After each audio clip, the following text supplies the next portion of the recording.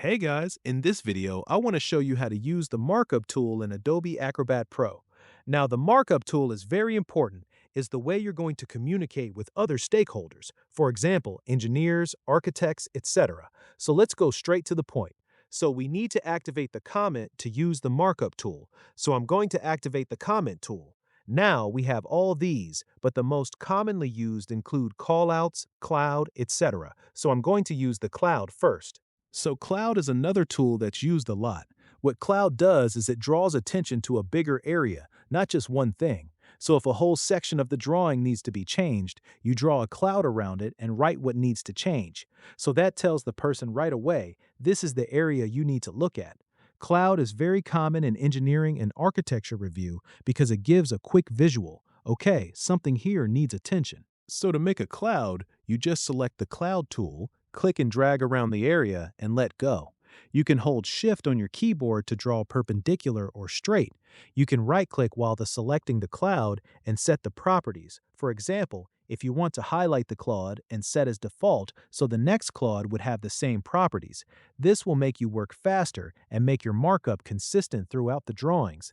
After that, you can add your comment to explain more.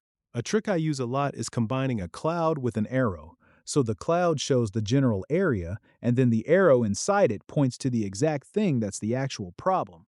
It's really helpful when there's a lot going on in that part of the drawing, and you don't want the reviewer to get lost looking around.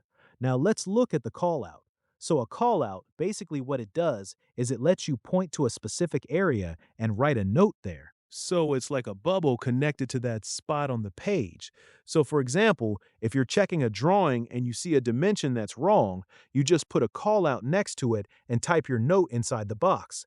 That way, it's very clear what you mean because the line points right to the thing you're talking about. Callouts are really good when you're checking technical drawings, engineering plans, architectural stuff, design documents, because there's no confusion. Instead of writing something general and hoping the person understands, you're pointing right at it. And one more thing on callouts. If your note is a bit long, you can just stretch the box, drag the corner, and it'll wrap the text nicely so it doesn't look cramped. I do this a lot when I need to explain something in a bit more detail. Now another tool is text comment. So text comment is just for putting notes directly on the PDF. Could be a reminder, instruction, observation, or a question. So for example, you might write things like, please verify dimension, check material spec, coordinate with structural, confirm revision number. Simple comments like this save a lot of time during review. You can also just drop a text comment anywhere on the page without it pointing to anything specific, like a general note for that whole page. I use that sometimes just to leave a reminder for myself, like double check this page before sending. Now let's talk about highlight. Highlight works like a normal highlighter pen. So if there's a sentence or paragraph or spec that you want someone to notice, you just highlight it. This is very useful for contracts, reports, specs, legal documents. Instead of telling someone go to page 12 and find this sentence, you just highlight it and it's right there. Acrobat also has underline and strike through. Underline you use to emphasize something important. Strike through you use when something needs to be removed or changed. These two are used a lot during editing and proofreading. And honestly, you can stack these together too. So highlight a clause, then add a text comment right next to it explaining what's wrong with it. That way, the person sees both the exact text and your reasoning at the same time. Now let's go to Shape Tools. Rectangle, circle, line, arrow. These are useful because sometimes a picture communicates faster than writing. So if you want to point out an object on a drawing, you draw a rectangle around it.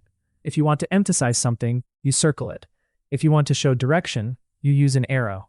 These visual things help people understand the comment faster. So with shapes, by the way, you're not stuck with just whatever shape comes out. If you hold Shift while you're drawing, it keeps a rectangle or circle perfectly even, which just looks a lot cleaner on a drawing. And if you draw it the wrong size, no big deal, you just grab the corner handle and resize it right there. You don't have to delete and start over. You can also change the line weight on these shapes. So if something's really important, you might make the border thicker so it stands out more on the page compared to your other markups. So let's look closer at arrow. Arrow is good because it directs the person's eye. So say you're checking the floor plan and a door needs to be changed. Instead of writing a long explanation, you just put an arrow pointing at the door and a short note. Now another thing, you can customize your markups. A lot of people don't know this, but you can change colors, change line thickness, change opacity, change the style of the shape or border. This is useful when there's more than one reviewer on the same document. So one person uses red, another uses blue. That way you know who made which comment. And actually, here's a tip. Once you pick a color, say red for revisions, you can right-click on it and set that as your default. So every new markup you drop after that automatically comes in red, and you're not changing the color every single time. And if you ever want to go back to the normal Acrobat default, that's in the same menu too. This is a small thing, but it really speeds things up, especially if you're doing a long review session and don't want to be clicking through the color picker every 5 seconds. Now let's talk about managing comments. As you go through the document, you're going to end up with a lot of comments.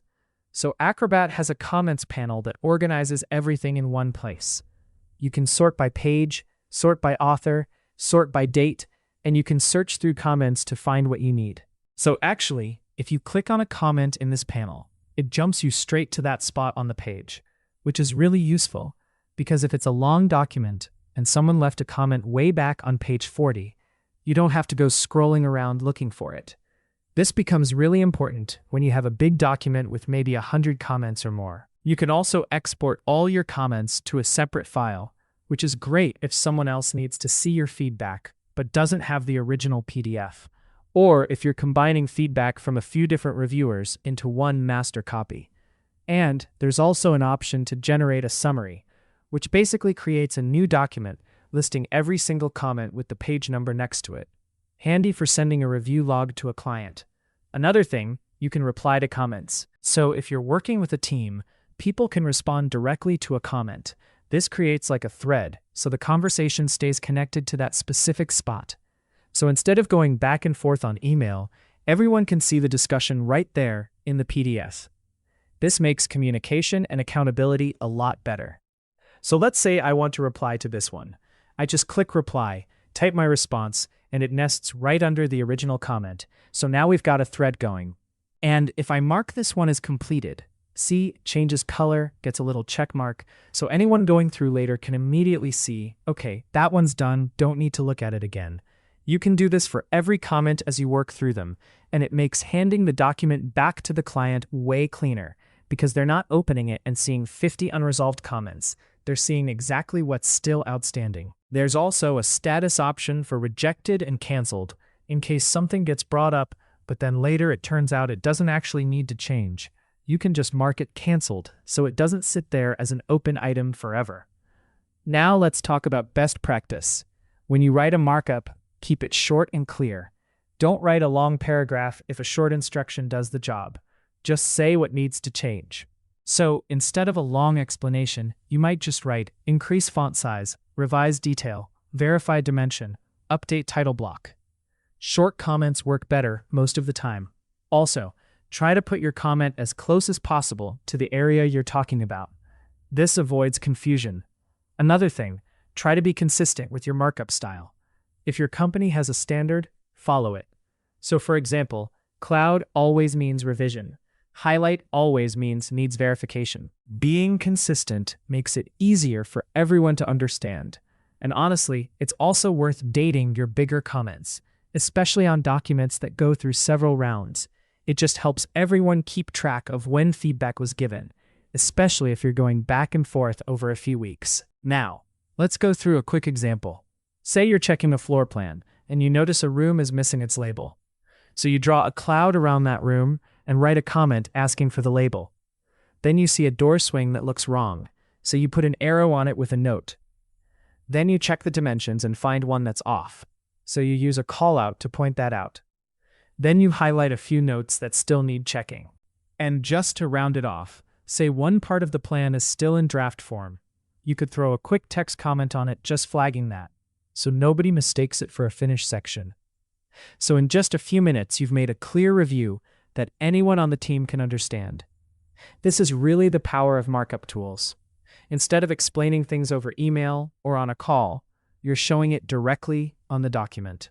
As projects get bigger and more complicated, this kind of clear communication becomes even more important. Markup tools help close the gap and make sure information gets across clearly. Whether you're checking drawings, contracts, reports, presentations, or specs, these tools really help your workflow. The more you use them, the more comfortable you get. Over time, you'll figure out your own way of working. Maybe you'll use callouts a lot, or maybe Cloud becomes your go-to. The main thing is to know what each tool does and use it in the right place. Adobe Acrobat Pro has everything you need for a proper document review, and the markup tools are some of the most useful features in there. So to wrap up, first we activate the comment tool, then we get all these markup options: callouts, cloud, text comment, highlight, shapes, arrows. Each one has its own purpose and helps you communicate better. If you use these properly, you give clearer feedback, avoid confusion, work better as a team, and make the review process faster overall. So that's basically how you use the markup tools in Adobe Acrobat Pro to talk with engineers, architects, and the rest of your project team.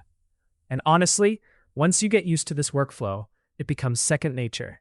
You'll find yourself doing it without even thinking about it. It's one of those things where the first few times feel a bit slow, but pretty soon you're flying through a whole set of drawings without even thinking twice. Thanks for watching. Hope this was useful. Keep practicing with these tools and they'll become second nature.